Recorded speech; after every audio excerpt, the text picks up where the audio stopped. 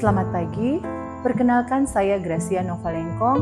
Saya adalah dosen program studi agribisnis Universitas Prisma di Manado.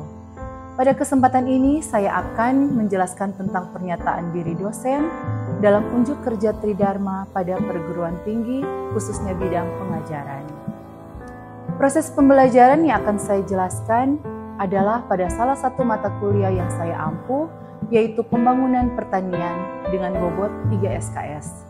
Tapi sebelumnya, saya akan menjelaskan deskripsi umum dari mata kuliah pembangunan pertanian. Mata kuliah ini akan memberikan pengetahuan tentang pentingnya pembangunan pertanian dalam perekonomian Indonesia. Dengan mengikuti mata kuliah ini, mahasiswa diharapkan dapat 1. Mampu menunjukkan dan menerapkan penguasaan konsep pembangunan pertanian. 2. Mahasiswa mampu menganalisis dan merumuskan kebijakan pembangunan di Indonesia. 3. Mahasiswa mampu menyusun deskriptif saintifik. 4. Mampu mengikuti perkembangan iptek dan meningkatkan penguasaan ilmu pengetahuan, keterampilan, dan kemampuan diri secara berkelanjutan. 5. Mampu memahami dan memiliki keterampilan dalam pembangunan pertanian secara profesional. Adapun topik-topik sebagai berikut. Yang pertama, konsep pembangunan pertanian. Yang kedua, histori dan filosofi pembangunan pertanian.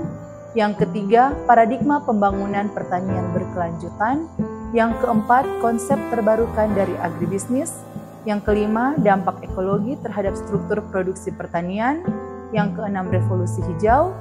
Ketujuh, demografi dan hubungannya dengan pembangunan berkelanjutan. Kedelapan, perubahan teknologi terhadap pembangunan berkelanjutan. 9, kewirausahaan agribisnis. Ke-10, ekonomi agribisnis. Dan yang ke-11, ketahanan pangan dan kemiskinan. Selanjutnya, saya akan menjelaskan proses pembelajaran pembangunan pertanian dengan menggunakan metode DIA, yaitu delivery, interaktif, dan assessment. Yang pertama, delivery, yaitu bagaimana cara saya menyampaikan materi kepada mahasiswa, di mana penyampaian materi dengan menggunakan textbook melalui slide PowerPoint. Yang kedua, mahasiswa juga diberikan tugas mandiri dengan membuat rangkuman sebagai pemahaman awal. Dan ketiga, materi juga dapat disampaikan melalui diskusi kelompok kecil dengan pendekatan problem-based learning yang diterapkan pada mata kuliah. Kedua, interaktif, yaitu bagaimana saya berinteraksi dengan mahasiswa. Di sini, saya mendorong mahasiswa untuk aktif berpartisipasi dengan cara bertanya agar tercipta komunikasi dua arah dalam kelas. Dan sebelum masuk dalam pertemuan inti, saya selalu mereview pertemuan sebelumnya. Saya juga selalu meminta feedback sebelum masuk pada topik selanjutnya, apakah mahasiswa sudah mengerti atau belum. Sedangkan untuk di luar kelas, kita dapat membuat WhatsApp group sebagai media komunikasi untuk sharing materi dan proses perkuliahan. Yang ketiga, assessment atau penilaian, yaitu bagaimana saya menilai. Pada awal perkuliahan, saya selalu menjelaskan tentang kontrak perkuliahan dan membuat kesepakatan dengan mahasiswa selama perkuliahan berlangsung. Dalam penilaian, saya menjelaskan tentang bagaimana cara penilaian dan bobot penilaian agar mahasiswa mengerti sejak awal tentang kriteria penilaian dan mereka dapat mempersiapkan diri untuk mendapatkan nilai yang baik. Adapun indikator penilaian saya, yang pertama, UTS 25%, UAS 30%, kehadiran 20%, kemudian tugas 10%, kuis 10%, dan keaktifan di dalam kelas 5%. Semua tugas dan hasil ujian selalu saya kembalikan kepada mahasiswa disertai dengan catatan-catatan sehingga mahasiswa bisa tahu hasil yang mereka capai dan mereka bisa komplain kalau ada seandainya mereka ada kesalahan dalam penilaian. Dan berikut saya tampilkan cuplikan perkuliahan saya pada mata kuliah pembangunan pertanian yang saya lakukan secara luring. Oke, selamat pagi. Baiklah, kita akan mulaikan tatap muka kita pada hari ini. Dan pada hari ini kita akan belajar tentang revolusi hijau. Sekarang adalah pertemuan ke-7. Nah, sebelum kita mulai dengan revolusi hijau, mau review dulu yang pertemuan minggu lalu. Ada yang ingat pertemuan minggu lalu tentang apa?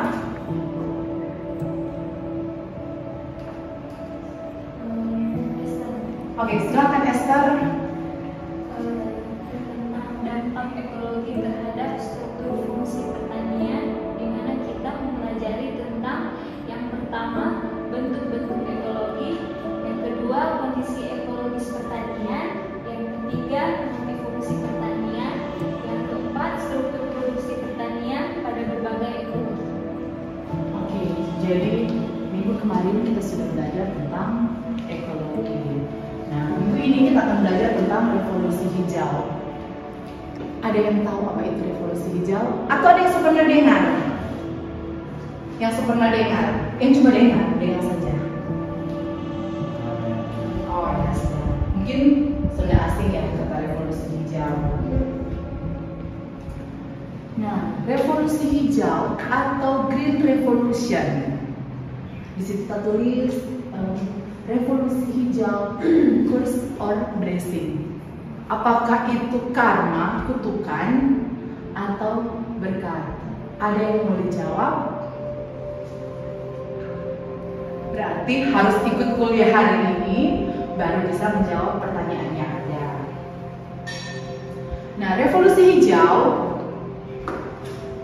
adalah sebutan tidak resmi yang dipakai untuk menggambarkan perubahan fundamental dalam pemakaian teknologi yang berkaitan dengan budidaya pertanian yang sudah dimulai pada tahun 1950-an hingga 1980-an yang banyak dikembangkan di negara-negara berkembang seperti Asia, dan gerakan revolusi hijau ini dijalankan di negara-negara Indonesia khususnya sejak pada zaman Orde Baru. Jadi kalau Orde Baru mungkin ada yang belum lahir di sini. Nah, program revolusi hijau bertujuan untuk meningkatkan persediaan makanan dengan meningkatkan hasil lahan pertanian yang dapat dicapai dengan menanam bibit pertanian yang baru dengan disertai perbaikan pengolahan tanah, sistem pengairan, penggunaan pupuk, perlindungan dari serangan hama, dan pengenalan varietas tanaman jenis unggul. Nah, di sini ada gambar Norman Borlaug atau yang biasa dipanggil sebagai Father of Green Revolution. Jadi pelaksanaan revolusi hijau awalnya ini disponsori oleh Ford and Rockefeller Foundation yang memiliki dua pusat penelitian. Jadi ada dua pusat penelitian. Yang pertama International Place and Habitat Improvement Center, dan yang kedua di Filipina yang bernama International Rice Research Institute.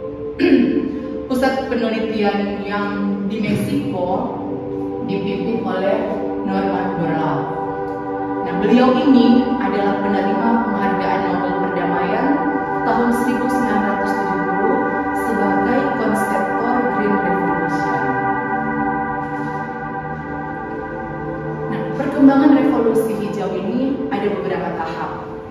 Tahap yang pertama, revolusi terjadi pada tahun 1500 sampai 1800 ketika kebanyakan hasil pertanian, gandum, padi, jagung, dan kentang disebarkan di seluruh dunia. Tahap yang kedua, yaitu terjadi di Eropa dan Amerika Utara pada tahun 1850 sampai 1950, dan terutama didasarkan pada penerapan hukum ilmiah terhadap produksi hasil pertanian dan hewan melalui penggunaan pupuk, irigasi, dan pemberantasan hama dan penyakit secara luas dan terkendali. Sedangkan untuk yang ketiga, yaitu terjadi di negara-negara maju sejak Perang Dunia Kedua, terutama melalui seleksi dan persilangan genetika atas varietas tanaman dan hewan unggul yang lebih resisten terhadap penyakit dan serangga. Jadi tahap yang ketiga ini, jadi mereka akan memilih bibit-bibit unggul. Jadi misalnya hewan yang misalnya memiliki badan yang bagus akan disilangkan dengan hewan yang memiliki genetika jarang sakit, sehingga mereka akan menghasilkan hewan dengan kualitas unggul. Kalau di agribisnis biasanya akan ada perkawinan silang, misalnya dari tanaman, misalnya apel yang manis dengan apel yang berbuah besar, atau mangga yang manis yang buahnya besar dan cepat untuk panen. Apalagi sekarang yang ada genetika, banyak ada pisang. Jadi kalau dulu biasanya kita melihat apel itu warna hijau atau merah, atau misalnya sekarang mangga, ada yang sudah rekayasa genetika sampai mangga yang kulitnya berwarna ungu. Pernah lihat? Pernah. Nah, revolusi hijau yang pada tahap keempat, revolusi ini telah tersebar luas pada tahun-tahun sekarang ini. Tahap ini bukanlah tahap yang baru, melainkan kombinasi dari tahap kedua dan tahap ketiga, dan terutama ditujukan untuk negara-negara berkembang, di mana pada tahun 1967 varietas padi dan gandum jenis unggul berhasil dikembangkan di daerah-daerah tropis dan subtropis seperti India, Turki, Pakistan, dan Indonesia. Nah, revolusi hijau ada 4 pilar. Jadi ada 4 pilar yang akan mendukung revolusi hijau ini. Yang pertama, penyediaan air melalui sistem irigasi. Sistem irigasi itu kalau yang seperti orang lihat, kalau di sawah ada yang semacam got yang besar sekali, air yang terkumpul misalnya dari bendungan akan lewat di situ, kemudian dialiri ke petak-petak sawah yang lain. Kemudian yang kedua, pemakaian pupuk kimia secara optimal. Yang ketiga, penerapan pestisida sesuai dengan tingkat serangga organisme pengganggu. Jadi semakin tinggi atau semakin kuat serangga yang mengganggu tersebut, maka penerapan pestisida akan semakin besar. Nah, biasanya ketika kita menggunakan pestisida, di balik pestisida atau kemasan-kemasan tersebut ada petunjuk pemakaian. Dan yang keempat, penggunaan varietas unggul sebagai bahan tanam berkualitas. Nah, bagaimana revolusi hijau di Indonesia? Revolusi hijau di Indonesia sudah ada sejak tahun 1870, sejak diberlakukannya Undang-Undang Agraria yang dikeluarkan oleh pemerintah Belanda, sehingga di Indonesia dapat dikembangkan berbagai jenis tanaman. Nah, dalam perkembangannya pada masa Orde Baru, program revolusi hijau digunakan sebagai salah satu cara untuk meningkatkan produksi pangan di Indonesia, terutama produksi beras. Revolusi hijau dilaksanakan secara sistematis, terprogram dan terus-menerus. Maksudnya apa? Maksudnya adalah untuk meningkatkan kesejahteraan masyarakat Indonesia. Hal ini dibuktikan dengan Indonesia mampu meningkatkan swasembada pangan, yaitu Indonesia berhasil menjadi penghasil beras pada saat itu, pada zaman Bapak Presiden Soeharto, sehingga saat itu beliau mendapatkan penghargaan dalam bentuk Nobel. Nah, apa sih yang dilakukan pemerintah Orde Baru untuk meningkatkan swasembada pangan nasional? Yang pertama ada BIMAS atau Program Bimbingan Massal. Biasanya BIMAS ini untuk meningkatkan produksi beras. Yang kedua, intensifikasi massal atau INMAS, yang merupakan kelanjutan dari BIMAS. Nah, yang ketiga ada INSUS, program intensifikasi khusus yang merupakan upaya peningkatan produksi per unit. Yang keempat adalah program supra-intensifikasi khusus atau biasa disingkat supra-insus, yang bertujuan untuk meningkatkan swasembada beras. Sampai di sini boleh mengerti? Atau ada pertanyaan? Belum. Oke, kita lanjut. Di sini ada topik intensifikasi dan ekstensifikasi. Pernah dengar? Mungkin baru pernah dengar. Sekarang didengarkan lagi. Nah, intensifikasi dan ekstensifikasi dilakukan untuk menunjang program-program dari usaha pemerintah Orde Baru dalam meningkatkan swasembada pangan nasional. Nah, perbedaan ekstensifikasi dan intensifikasi. Kalau ekstensifikasi adalah upaya perluasan areal pertanian. Jadi areal yang dulu mungkin cuma 1 hektar diperbesar sampai jadi 5-10 hektar. Sedangkan intensifikasi yaitu upaya peningkatan produksi per unit.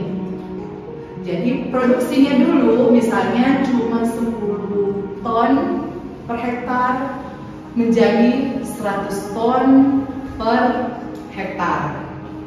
Jadi sudah bisa dilihat kan perbedaan antara ekstensifikasi dan intensifikasi.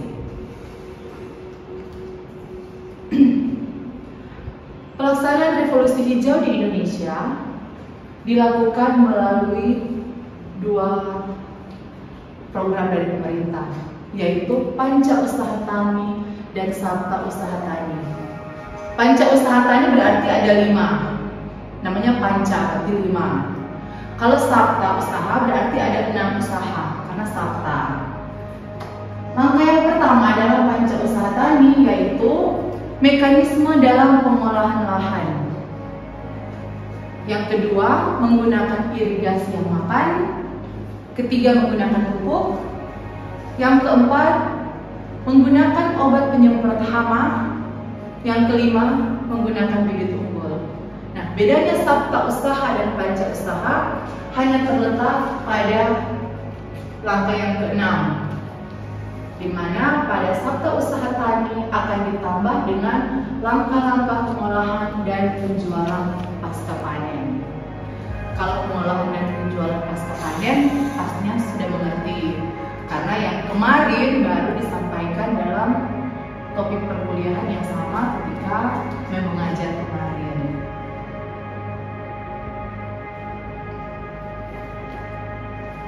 Revolusi hijau pastinya ada dampak positif dan dampak negatif.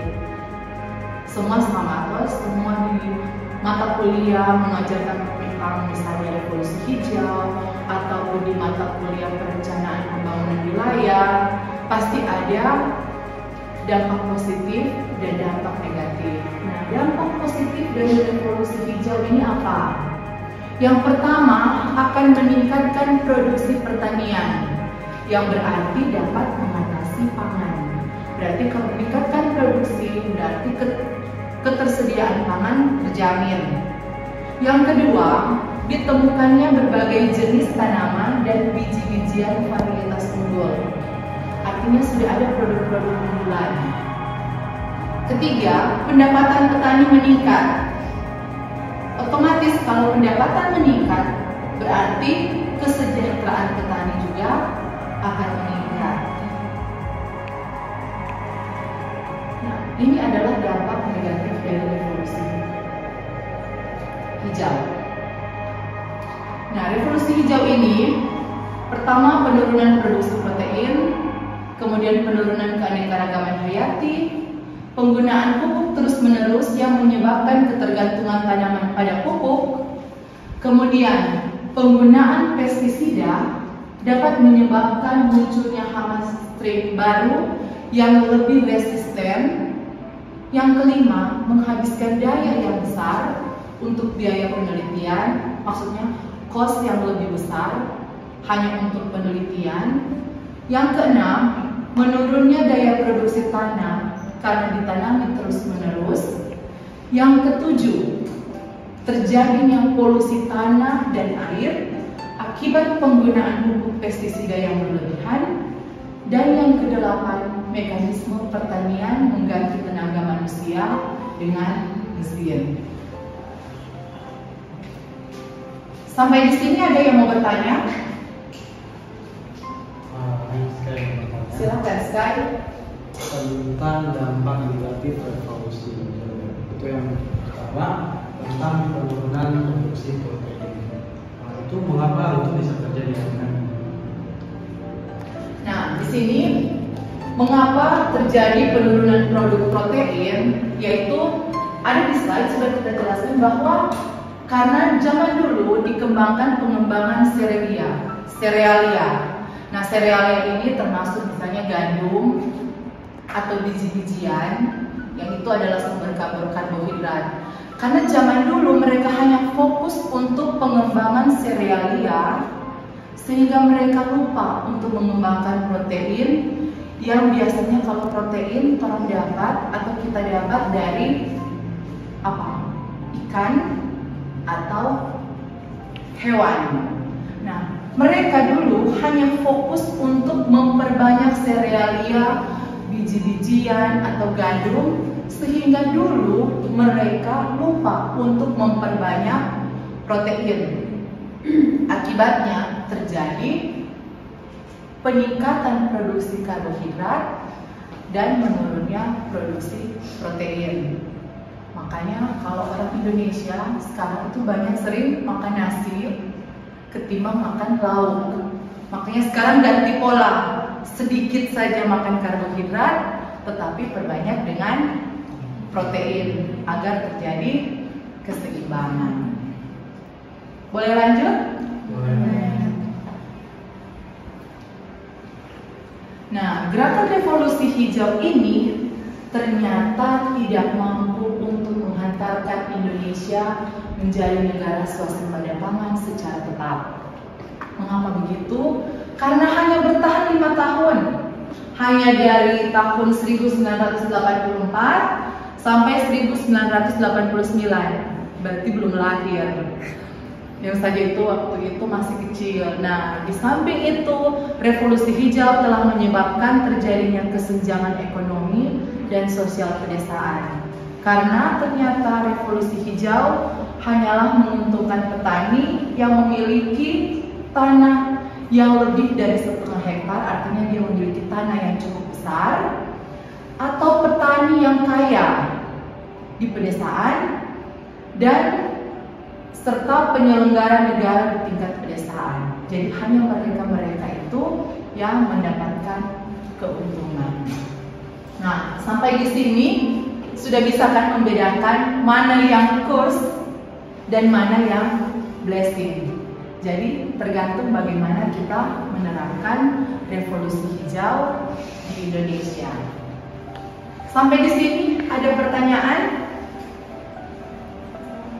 Berarti ini karena ini adalah pertemuan ke-7, berarti minggu depan sudah siap dengan UTS. Nah, sebelum kita lanjut dengan UTS, kita akan ada kuis.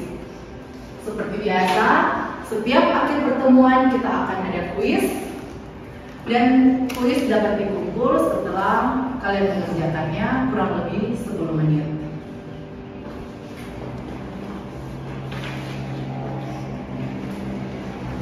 Langsung dikerjakan di kertas yang sudah Mem sediakan.